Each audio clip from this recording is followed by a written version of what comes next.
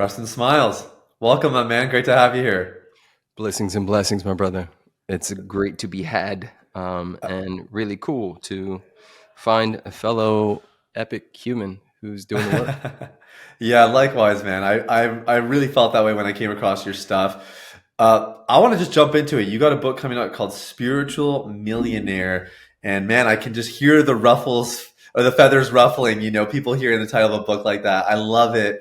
And what I appreciate about you, man, is I see the growth in you. I see the journey you've been on. You walk the walk, but you also understand that the whole subjects around prosperity, abundance go way beyond just a net worth amount or dollar value. What is abundance? For me, abundance is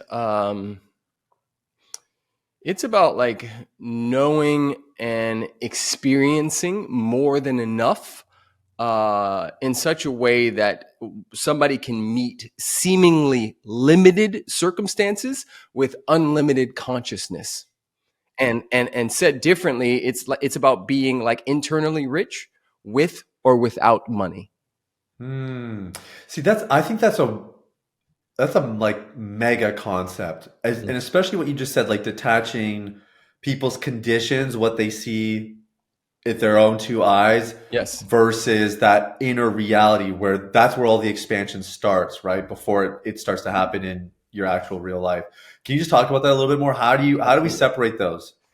Well, first of all, the all of us have these supercomputers called the mind, and the mind does this interesting thing where it deletes, distorts, and generalizes to fit the self concept that we have and the concept we have about the world. Well, our self concept and our concept about the world is formed usually between 0 and 7. And most people go to their graves still operating from their wounded child, if you may. And so if I never question the of courses that I have in my body, in my mind about how life should and shouldn't be, if I never question the idea that I'm like people come to me and they want to build, these epic businesses and lives and all this stuff, and they'll say things like, I'm just shy. And I'll say, well, let's see. Because in my experience, um, shy isn't who you are. Shy was a safety strategy that you used to stay safe in your house and in your neighborhood and at your school. And you wore it and used it so much that it's now using you. And so you aren't shy as a fact, but shy has been one of the ways in which you kept yourself safe, and it's no longer necessary. That's why you found someone like me. Hmm. Wow. And how often are these blog like are they almost always at play if someone's like Preston, I know I'm worthy of it, man. I know I should be doing XYZ and I'm not. That's where you're going. You're going to childhood right away. Yes and no. It doesn't matter whether we go to childhood or not. The big piece is to understand that all of us are not blank canvases. All of us have paint and mud and other people's paint on our canvas. And so our job is to disassociate, to separate from the idea of who we are and to go, well, that's not who I am, that's who I became. And to look at and go, okay, well, if this is who I became based on my mom, and her mom, if this is how I configured based on my dad, and his dad, then how much of this do I want to keep and how much do I want to let go? Because elevation requires separation. You cannot keep both. You can't keep the bullshit and go to the next level, right? Something's got to give. So anytime we talk, I'm like, okay, well, what do you want to keep? That's got to be the hardest part for people, right? Because letting go is so hard, especially if it's familiar. It's like you said, it's kept you safe, it's kept you protected, or maybe even got you a certain degree of success. But like you're saying, like that, it's that art of letting go that actually helps people advance. For real. And here's what's interesting, right? I'll say to people often in my coaching programs, at what cost, right? Like, what is that costing you to hold on to those limiting beliefs? What is it costing you to, secretly masturbate to porn and hold the toxic shame of doing that? What is that costing you? Because you might think it's just in this compartmentalized area, but how you do anything is how you do everything, and we're not compartmentalized beings. Everything is touching everything.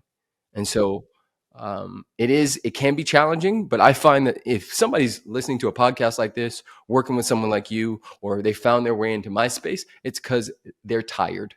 They're sick and tired of their stuff, and they just don't know how to get out of it. And that's where we Mm. come in. Yeah, yeah. So we were talking about abundance. You mentioned abundance is kind of this, it's this inner thing. And it sounds to me like at a more granular level, abundance starts with thinking differently. Like you have to change your perspective, change your perception. Is that kind of like that first step to stepping into greater levels of abundance? Yes and no. There's three centers of intelligence: head, heart, gut. Right? Threefold beings: body, mind, and soul. Right? Father, Son, and Holy Spirit. Id, and super conscious. Like we could go on and on. The Holy Trinity is real, right? And so we are at our most powerful when all three centers of intelligence are aligned. Most people try to figure things out with their mind, but the mind is limited. And if the body isn't a yes to what the mind is saying, they'll never experience what the mind keeps saying, period. It's just hot air. So the biggest work, in my opinion, when it comes to experiencing abundance, hear that. I have friends who are richer than me, but I'm the richest person in the room often because I experience a lot of joy, a lot of love, a lot of anger, a lot of all things. I'm so alive, and you can feel it, right? And I know I'm not saying this as a like, oh, I'm better than you. I just wasn't. I wasn't this. And so I know what it feels like to not be it, and I know what it feels like to be on fire. And I know we've all of us have met somebody who either sucked the air out of the room or brought it was like a breath of fresh air, right? You want to be that one. All of us, that's our work, right? Is how can I be a beacon, a light, a vessel, right? Jesus said, as I'm lifted up, I draw all unto me, right? If I'm lifted up in consciousness, I draw all unto me. I become a beacon for love, a walking, talking, living demonstration of what is possible in this life. And um, yes, mind and perception, yes, heck yes.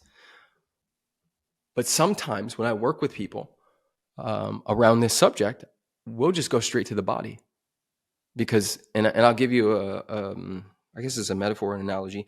Let's say we are out at sea and our boat capsized, and a mile away we can see shore, we can see land.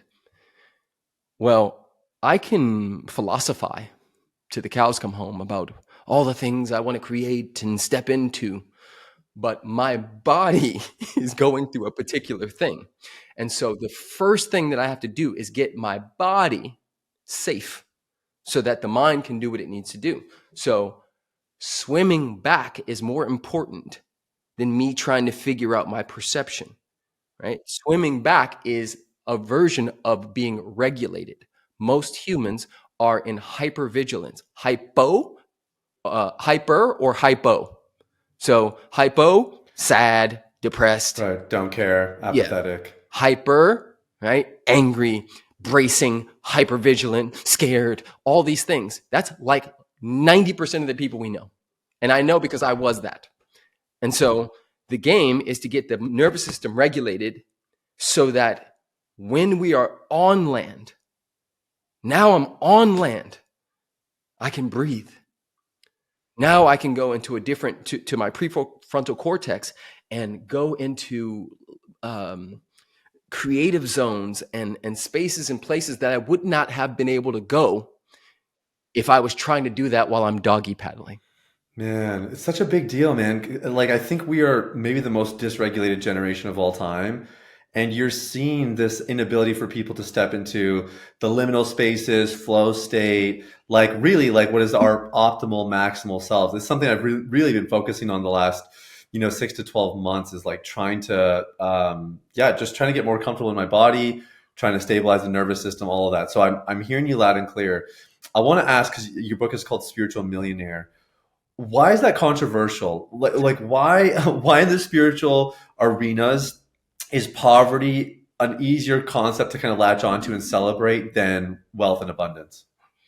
Oh man, I mean, where do we start? The depiction of rich people in Hollywood in the media since childhood, right? Like you think about movies and how they show Scrooge and the energy of stealing and robbing and taking from the poor, and like we've been sold something, and then people take verses out of the Bible and they contort them to make it fit something, but they don't really understand. First of all, whether you believe the Bible or not, it's money is not the root of all evil. It says for the love of money, right? Which means whether it's money or for the love of porn or for the love of, we can fill in the blanks there. Whenever you put and deify, whenever you put a God before, that we could call the root of all evil. I don't even necessarily believe in evil, which is a whole nother subject matter. Because to sin and it would mean to make a mistake, to miss the mark. Yeah, I just don't know if the omnipresent, omniscient, all-knowing, all-powerful God that I serve, it just says yes, in my opinion. And I believe in evil from a personality perspective. Like as a human, sex trafficking is evil. From a human perspective, harming a child, absolutely terrible. Killing another person, at some level, evil. And from a soul perspective, I just see there's something bigger at play. And I've been through some really hard things, some sexual abuse as a child, some bullying. I used to be in a gang, really hard things. And I feel like I was entrusted with those. Like God said, all right, these are yours, P. And I wouldn't be the type of coach and speaker and author that I am without those. How do I know? Because they're here. It's what happened, right? It helped shape me. It helped me understand people's pain and suffering. And so, yeah, man, this is a juicy subject. And yes, we are one of the most dysregulated generations I've ever, seen. Yeah, it's interesting. So I grew up in a pastor's home, Mm, single income family, very, very like I guess low middle class. That's probably where we landed. mm, And I would say for me, the last 4 or 5 years, as I've stepped into entrepreneurship and made some pretty big changes working on myself, I really have experienced an integration of spirituality and abundance. mhm. And my financial situation has changed, but I really do agree with your definition, where I would say abundance is just thinking bigger, not being so fear driven, and Yes. seeing the power of wealth. And I was hanging out with a couple friends yesterday, and this guy is he's part of a church plant. So it's like 50, 60 people. They've been going on for about a year. And he was explaining how the plant has basically been funded by this really wealthy guy in the congregation. Mhm. And not only has the plant been funded, but actually there's some young couples that are really integral in the church, and they're getting businesses off the ground and stuff. And he's writing checks to invest or to help with the project here or there. And my buddy asked him like, "Hey, how many like pies do you have your fingers in? Because you seem to be like involved in a lot." And he just kind of shrugged. Like, obviously, he's not going to just answer that question directly, right? And my friend was like, "Is it like 10?" And he's like, "No, it's a lot more than 10." And we were just marveling, and we were actually really inspired, because it's just a great example of what wealth can do. That. And I'm talking about hard money. I think that's part of this Yes. conversation, obviously. Like, money is such a powerful tool. And it's just crazy to me that people who have a value for integrity and moral upstanding and righteousness wouldn't want that money to be in their hands. They'd rather Right. it be in the hands of people who are not using it for those kinds of means and those kinds of purposes. It's Correct. just crazy to me. But again, 5 years ago, I would have been more in that camp. So I empathize with it. But can you just talk about that? Like, you must have so many people who have these kinds of Mhm. barriers and beliefs and think it's more spiritual to be poor and all of that. Like, how do you dismantle that? Yeah, man. So I used to be extremely religious, a huge Bible beater. Then I had a heart condition come up. I almost died. And a part of me coming back from that was I became a vegan. I denounced my religion and I went off on my own journey. And over the last, let's call it 6 years, I've found my way back to a relationship with Jesus. And that's been absolutely beautiful. Um, I share all of that to say a lot of times people don't understand what God is. And so, because of their lack of understanding, they need to just delete, distort, and generalize. So they generalize money, they generalize riches, they generalize parts of the Bible, they generalize this idea of what spirituality should and shouldn't be. And my thing is really kind, beautiful hearted people should have tools. And I like to garden. I've planted. I said we live here on 4 acres, and I've planted probably over 100 trees and plants. And um, the other day I was planting a rose bush, and I was using a shovel, and I was like, "Wow, this is so beautiful that I don't have to do this with my hands." Right? Same result. I still give it to the law because I don't believe in luck. I believe in law. Right? I don't think it's personal. I think it's principle. And so I put the plant inside of the law of dirt and allow it to germinate. But how we get there is by using a tool called a shovel. Well, money is the same thing. What money isn't inherently bad. Nothing's inherently bad or wrong until we make it that. Money is neutral until we name it. And so most of us have wounds around money based on our family structures and what mom and dad used to do around money and how that was handled. And so my work is to help people understand that there's no place where God isn't. There's no border. There's no place somewhere in the ocean. We look at a tree and we go, oh, yeah, cool, valuable, kind of. You cut that tree and you turn it into a piece of paper. And we say, oh, okay, well, I could write on that, a little valuable. We take that same piece of paper and we go, poof, and we print something called $100 bill. And now from tree to paper to printed, we now have either a visceral reaction or reaction. And my work is to help people just get back to neutral, get back to like, there's no place where God isn't. All materials, the plants, the desk that your computer or whatever is sitting on, all of it, the shirt that you have on, all of it wants to be used. And money is an in-between. It is a byproduct of my consciousness and the value that I create on the planet and my willingness to use it and be a steward of it.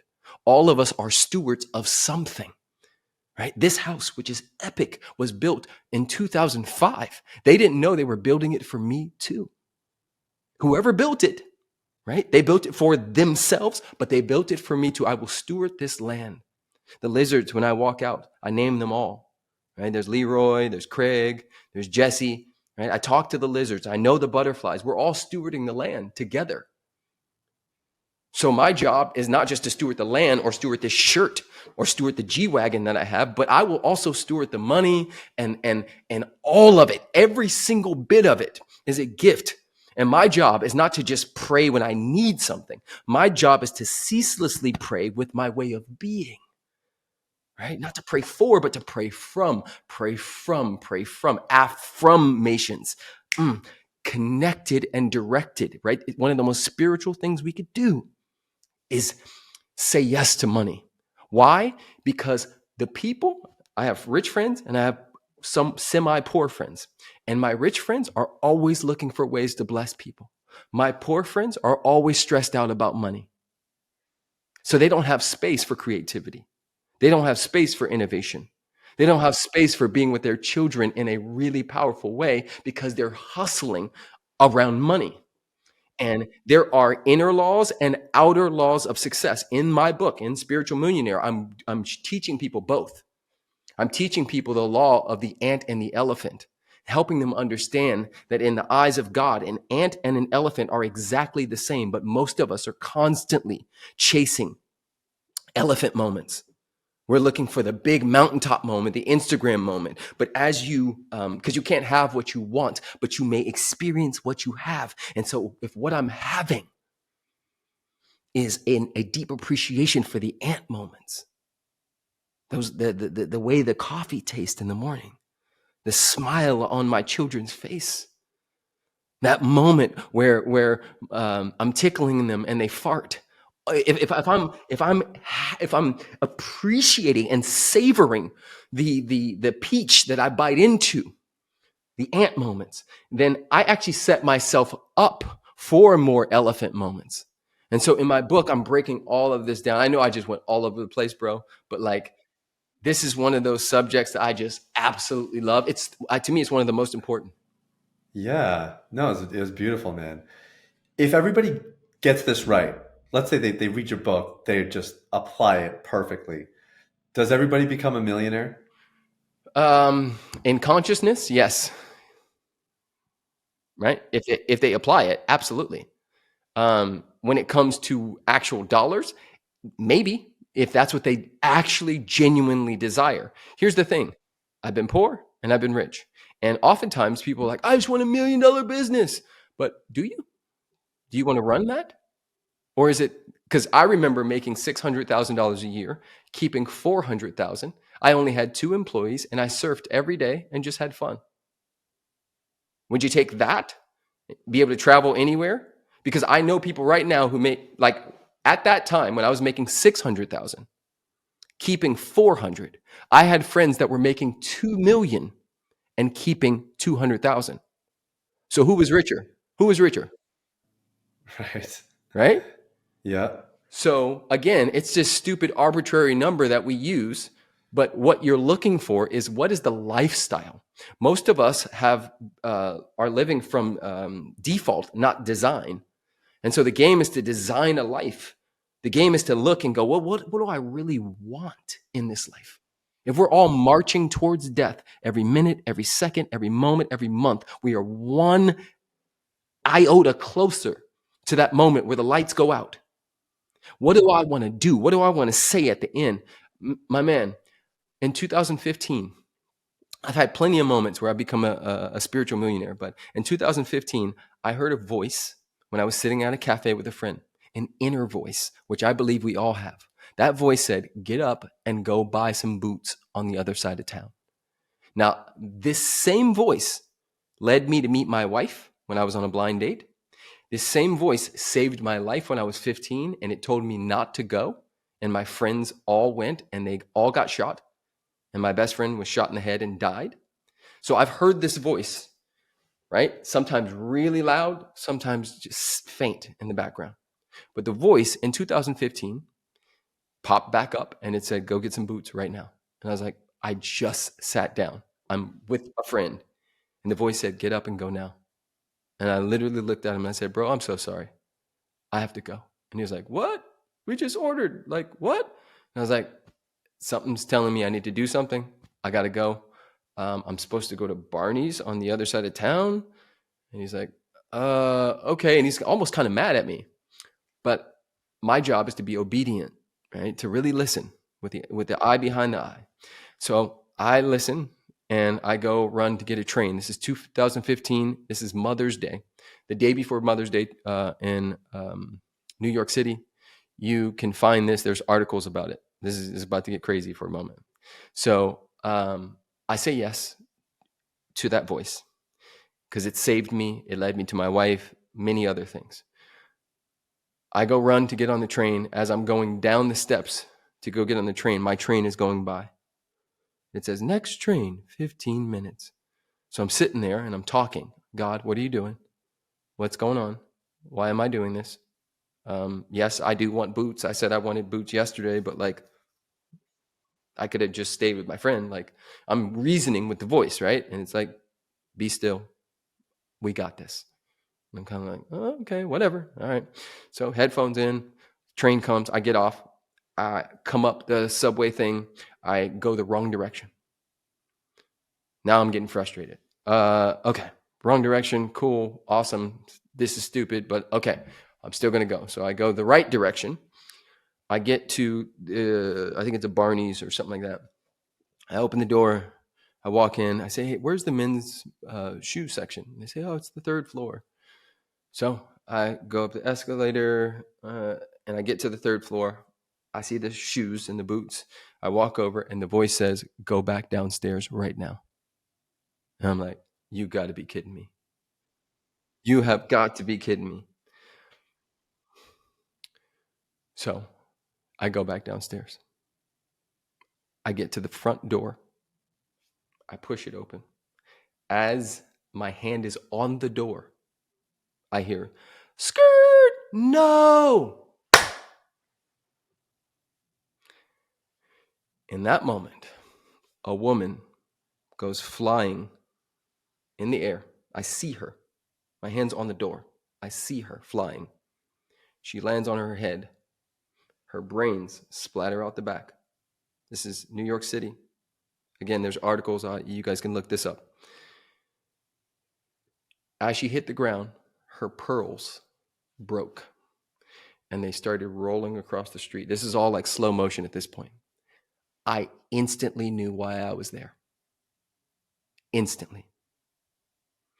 It's gory. It's a tough scene. I run directly to her.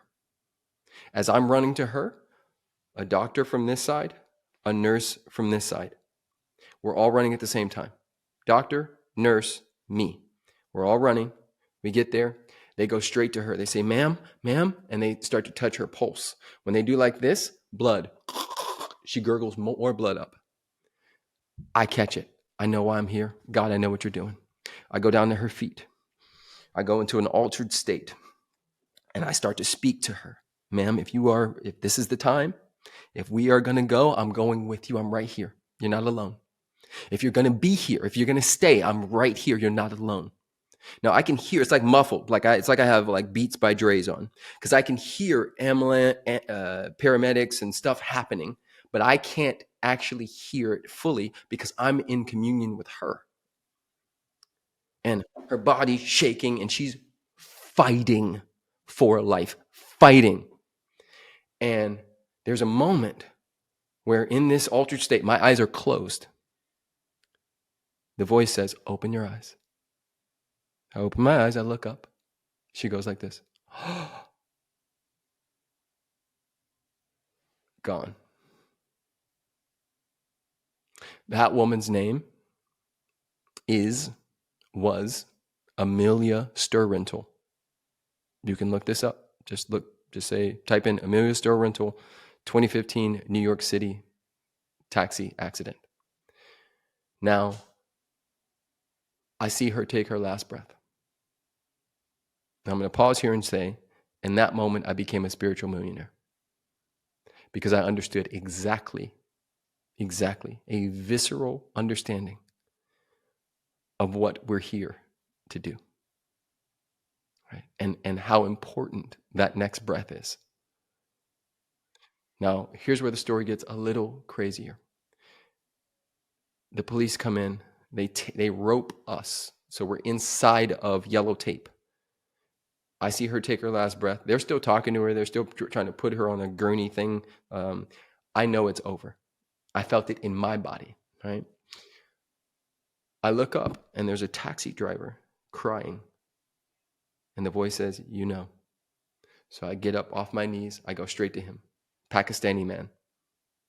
I open my arms. I never hit anyone. I've been driving for 40 years. I never hit anyone. I said, come here. He goes, straight in my arms.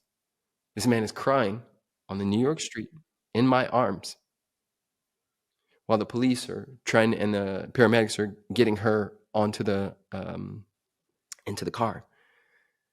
Eventually, they need to talk to him.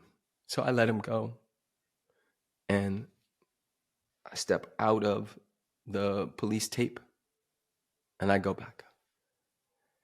Now I share that with you because not everybody gets the gift of seeing somebody take their last breath.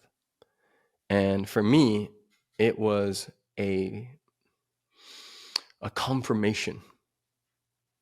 It was a divine, sacred reminder to live now, to not put stuff on layaway, to not always be trying to get over there, but to actually love this moment. It taught me how fragile we all are and how in any given moment that heart can stop.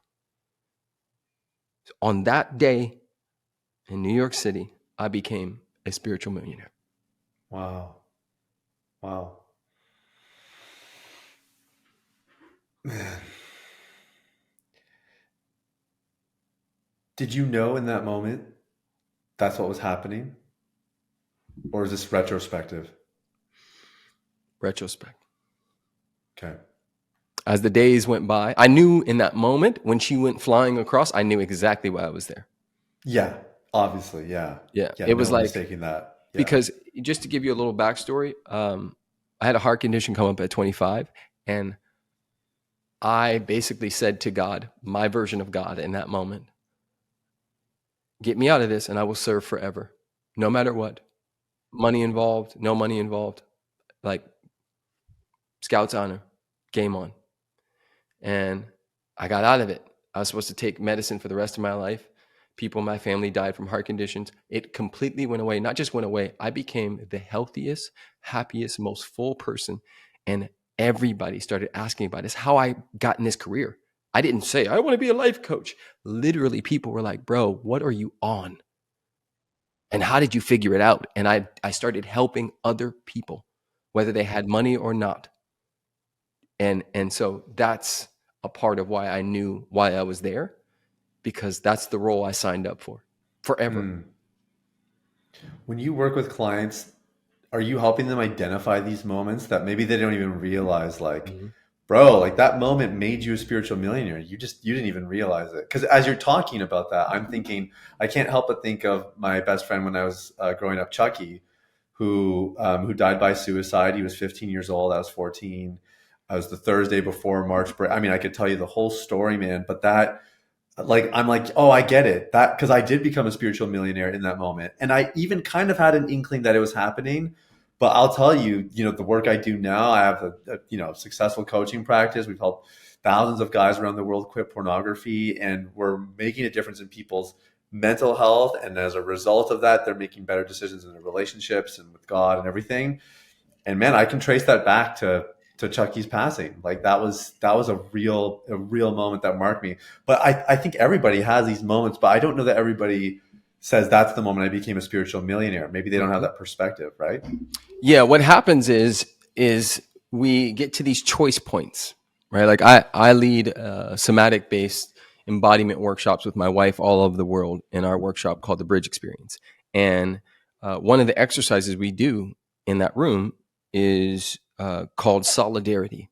And in solidarity, we set up a beautiful sacred container where we give people the opportunity to share some of their deepest, darkest secrets and wounds. And side note, I, I've been doing this with my wife for over 8 years, all over the world.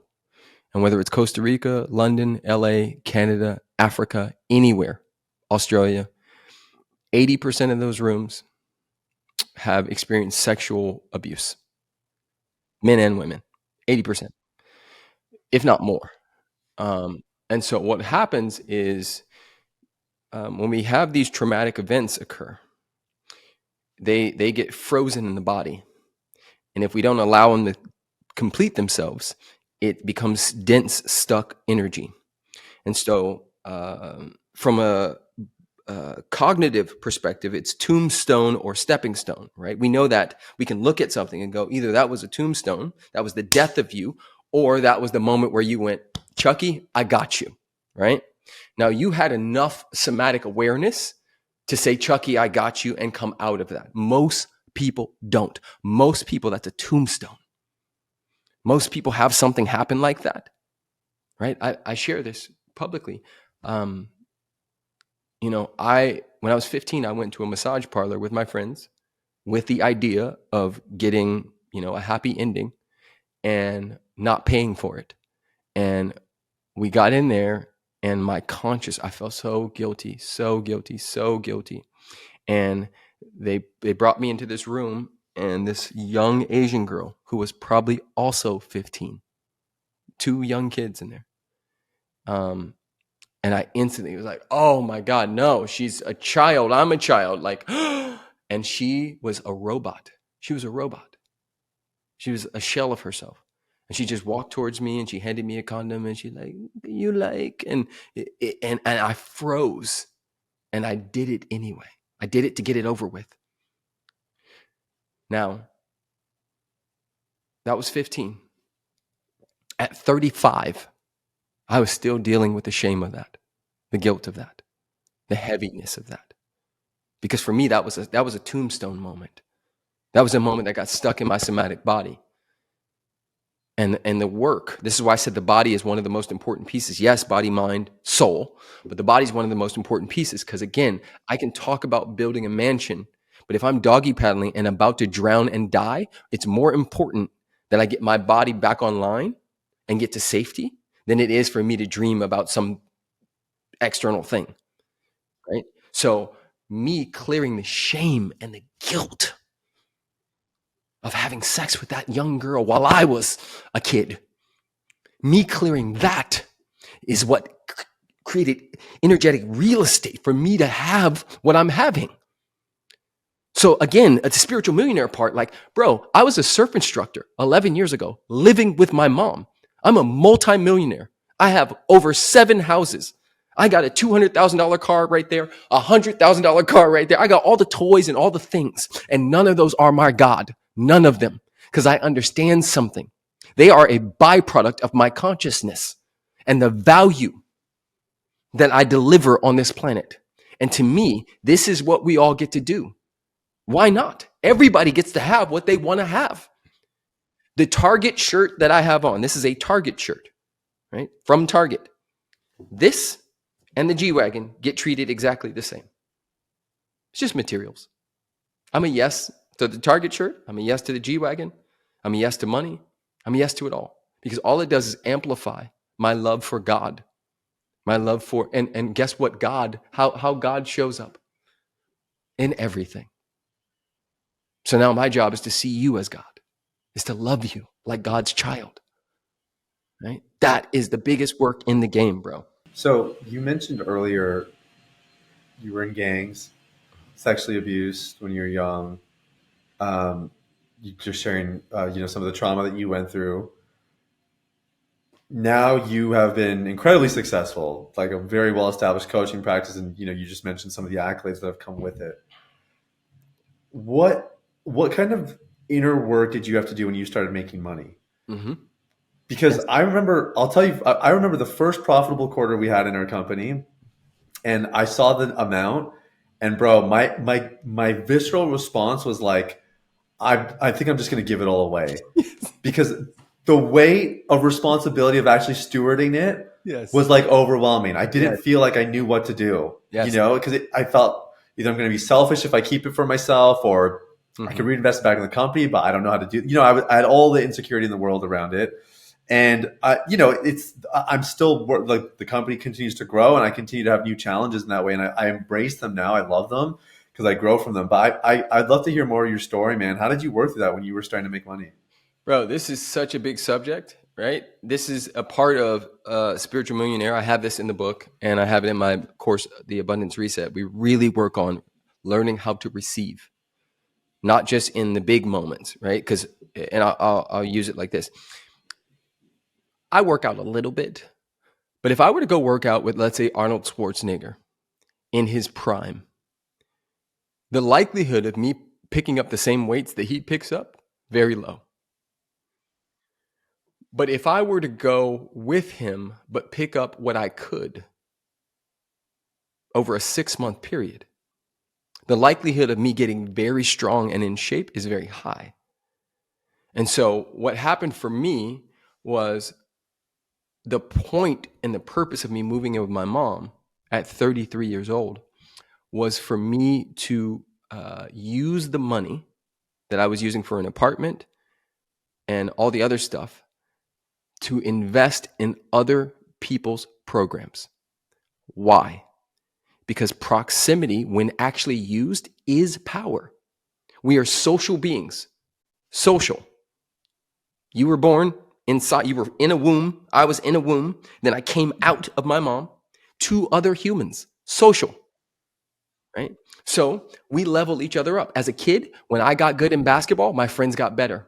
And when my friends got better, I got better. We leveled each other up. So I took the money that I was using on the apartment and I said, bro, I'm gonna invest in getting around people who know how to receive money. I'm gonna hang in their spaces. I'm gonna read their books. I'm gonna figure out their syntax and their understanding of it, and I'm gonna adopt it. And what happened is little by little, I took certain pieces. There's a dude named Lewis Howes who I was in a program with called PhD, and we were buddied up. He has a podcast called The School of Greatness, and it was me and Lewis in this program. And I'll never forget, he invited me to his house, and he said, bro, most of us get so used to the struggle and climbing the mountain that it can be challenging to when you finally get to the top, to actually what are you going to do with the money when you get there? And he planted that seed in my space. And so as I made my first $100,000, because I went from 36K living with my mom to 100,000 in, let's call it, a 9-month period. And then the next year I went from 100K to 300. The next year I went from 300 to 600. The next year I went from 600 to 1 million. Now each jump was me learning and creating more spaciousness, building a somatic body to hold it. And one of the key pieces, and I know you're like this too, is I understood how to play the long game. I understood. I didn't buy a Rolex. I didn't do anything. When we finally did move in together, my wife and I, girlfriend at the time, we got a little beat up apartment in Venice Beach. I was still driving my beat up Prius, and I had $500,000 in my bank account. Right? You would never know. I'd buy a little bit of Zara clothes here and there, but bro, I was locked in. I want family. So working on receiving is huge. Number one, like I tell my clients all the time, don't use the word spend money, because spending, right? It's circulate. I'm circulating money. To circulate something means for it to return back to sender, right? So I'm playing the same game that all of life is playing. Right now, you and I don't know how many breaths we've taken, but we've circulated air in and out of our bodies. At some point, I'm going to go take a piss. I'm going to circulate the water and the coffee that I drank back into the earth. Right? Everything is circulating. And so these principles and these universal laws don't stop when it comes to success and money. We have no issues with the law of gravity, right? We have no issues with the law of buoyancy, right? You build a particular type of ship, that thing is going to float no matter how big it is, because it's the law of buoyancy. But do you understand the law of receptivity? Do you really get the law of opposites? Oof, that one messes people up. You want me to teach something real quick that's gonna like expand the mind? So, I'll give you the words: conceive, perceive, receive. Something comes through. We become a channel for something. We have a desire. In that moment, we conceive of an idea. I want to grow a business that helps men break through porn, that is a faith-based coaching business. We conceive of an idea, right? We become a channel, we conceive. The moment we conceive of something, it goes into the law of mind and the law of opposites. And the law of mind, the mind creates a contextual field so we'll know whether it happened or not. Now, watch this. If I said right now, I'd like to leave this room, I'd have to understand at some level what in is for me to know what out is. If you were to describe up, we'd have to have a contextual field for what down is. Following so far? So the moment I conceive of an idea, it has to go into the law of mind and our subconscious mind as well. And in there, we get a contextual field. The contextual field then high fives with the law of opposites and gives you the opposite. So that's like the person who says, this year I'm gonna get in the best shape of my life. And then January 3rd, it starts raining. Opposites. January 7th, your best friend comes over with a pizza and 12 donuts. Opposites. Two things happen. One, we conceive of a thing. It goes into the law of opposites and the law of mind, and then, which is deceiving. And then we water down what we're receiving. So that's the person who says, I want to X, and then they settle for Y. Because the deception of their subconscious mind waters down what the reception becomes. So our work in this whole thing is to understand that anytime I declare anything, its opposite has to come. People declare stuff, they start the process, they receive resistance and contrast, and they go, oh, it must not be for me. When I declare something, right, I've declared the best marriage possible. Do you know that a year ago we had the worst marriage possible? But then a year after that, AKA this year, it became the best Can I ask why I was struggling? because I was still operating from wounds. Because I had, and of course, and social programming and conditioning in my body that was projecting on my wife. Because I was afraid to ask for what I wanted. Out of an old childhood wound of having no needs. All of us, all children adapt for love and safety. My parents were stressed out, so I became a no needs out of the way kid. My friends, my best friend's parents were angry. So he became a cheerer upper kid, an entertainer.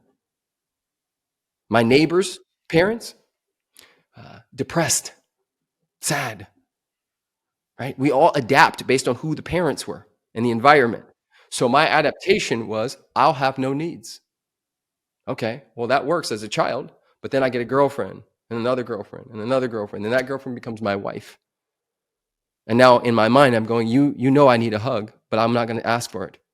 You know I need to be praised right now, but I'm not going to share it with you because my somatic body, my nervous system is too scared to. Then I get a breath of fresh air and I go, God, best marriage that I possibly can. And God goes, perfect. I'll send in the law of opposites. I'll give you a train wreck so that you cannot keep going the way you have been. Please, somebody let that land. I declared the best, a good, a powerful, a healthy, a sexy relationship. And God sent a train wreck so that we could not keep going the way we were. Boom, crash. Then out of the crash, we had to go, okay, do we still choose this? And if we do, what didn't work about that last relationship? Hear me, bro. Super vulnerable post right here. We burned our rings. We burned our rings.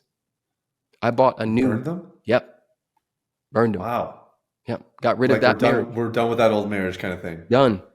I re-proposed. I got down on one knee. I bought a $20,000 ring and I re-proposed to my wife. That marriage was over. So I'm sharing that to all the men out there. I'm not perfect. I'm not done. Do I understand these laws? Yes. So it makes it easier-ish when life punches you in the face, right? Because contrast is going to happen. Just a part of it. Yeah.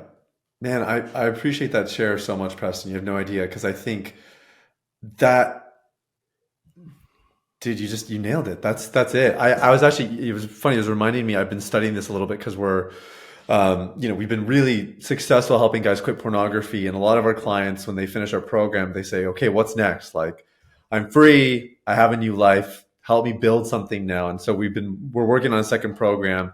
So I'm in like a research phase of scripture and data and everything in between. But you'll know the story. There's a story of the Israelites who are in captivity in the book of Exodus. So they're enslaved to the Egyptians, and Moses is the appointed leader. He's going to set the Israelites free. And so they break out of Egypt. They cross the Red Sea, splits the sea, and then they're in the wilderness for 40 years, right? And um, they end up in the wilderness way longer. They're only supposed to be in there. I think I forget the status. It's like 13 days. It was like only 13 days to actually walk to the promised land. But there were so many psychological barriers, faulty thinking. They had trauma from their time when they were enslaved, right? That was all holding them back. And they finally make it into the promised land. And the first thing they encounter in their promised land, this thing that they waited generations for, is the walls of Jericho. And if they wouldn't have gone through everything they endured in the wilderness to build the character, to burn the rings, to repropose and build something new, like if they wouldn't have gone through that transformation, they would have seen the walls of Jericho and they would have turned back around. Mm-hmm. And I just think what you shared there is so powerful, man, because you're right. Any time that you set course to something that's bigger than you, anytime you say yes to God, you are guaranteed to encounter the walls of Jericho at some point. And that's why you have to embrace the trials, the marriage that's crumbling, or the job that's just not working, or the person who betrays you, or whatever it is. Those are like moments to lean in and just like you said, like to not run away. Because if you run away from it, you're just going to run into it again another time. Yep. You're going to encounter the walls of Jericho, and you're still not going to be ready for it. So I really appreciate that share, man. It was amazing. Do you want to add something there? I got another question for you, but No, let's do it. You nailed it, bro. That's it. That's it. what do you think is the best place for somebody who they're hearing about the concepts around abundance that we've been discussing? They're saying, "Okay, Preston, I hear you, man." Like, and I don't know a lot of people who would say no to a life of abundance, especially the way we've defined it in this interview today. What is like the first step? Whether somebody is in complete poverty, they got nothing on any front, mental, body, somatic, like whatever, or maybe somebody who's done really well, but they're the rich person who doesn't actually live in the moment, doesn't have the joy to kind of back up everything that they've experienced materialistically. What does someone do? How do they step into new levels of proper abundance? Okay, so there's two things. First one is everything starts with a decision, and a lot of people come to me and say, "Oh, I'm not ready," and I'll say, "Ready is not a feeling; it's a decision, right? Decide it's possible for you, and then allow the universe, God, Buddha, Krishna, Jesus, whatever it is for you, to inform your next step." That's one. Two, I did a plant medicine ceremony in Joshua Tree, California, mushrooms. And this is, let's call it 12, 13 years ago. And I had a moment there where I was so in love with all of life, everything. All I saw was God. I saw the face of God everywhere. And while ridiculously blasted on mushrooms, I had this moment where I said, I want to do this without them. And so I just like screenshotted that in my consciousness. Well, the next day we woke up and drove back to LA, and I went in my apartment and I said, you know what? I'm going to do it today. And I set an alarm, and the alarm was called my joy alarm. And every time the alarm went off, I went into reasonless joy. I just burst into flames of joy. And then when the alarm, when that was done, and I would do it with my body, with my voice, everything, I would just boom, yes. And then when that was done, I just keep going about my day. And I said, I'm going to do this 3 to 5 times a day just to see what happens. And when I tell you, it lifted me in ways I didn't know were possible. It forced my hand to see what was really there. And then the compounding effect, and then the remnants, right? The remnants of that kind of joy would touch everything. And so if somebody was listening to this who was in a place where they're like, bro, I'm far from experiencing what you would call abundance, set 3 to 5 alarms in your phone, joy alarms. Every time the alarm goes off, you can make them mean something. I had a private client who he had 4 kids. Every alarm was a kid. And then the last alarm was his wife. And so he just burst into joy and gratitude for each kid, all the way down to his wife. And this guy had anxiety. He had all kind of stuff coming up. And we did it for, I think, 2 weeks. And he came back and he said, bro, I'm cured. I'm literally healed. And I said, you did it. You got high on your own supply. So that's what I would tell somebody to do. Get yourself back to not just equilibrium, but above that. Because most people's baseline is very low, right? I have 4 kids, 5 businesses, I'm holding a lot. And my friends always come with like, bro, how do you do this? Since my baseline is way higher than most people. Right? I'm 44 and I have energy like I'm 13. Right? And it's because I'm so high every day. I'm savoring moments. I'm allowing myself. I don't even have to have them in my phone. I do it all day. So my baseline for living is way up here. That. Decide and then put in the joy alarms and watch what happens. And buy my book, Spiritual Millionaire. I love it. Super practical. Yeah, I know the book's coming out, Spiritual Millionaire. Dude, if people want to connect with your platforms, find out more about what you're up to, what's the best way for them to do that? At Preston Smiles on Instagram, YouTube, podcast. I have a podcast. And prestonsmiles.com/book. You can pre-order the book right now. It's out October 1st. So if you're hearing this after that, it's out. If you're hearing it before then, pre-order it. It's going to be ridiculous. I've been reading it over and over and over again and just being blown away by my own That's writing. awesome. Yeah. I love it, man. I love it. I actually had the same experience when I launched my book too. I was like, this is some good stuff in here, man. People should be reading this, you know. It's a good thing. Yeah. Amazing. Dude, we'll put links in the show notes to everything. Thank you for your time. Thanks for your wisdom. Appreciate you, man. Much love. Blessings to everybody and you, my brother.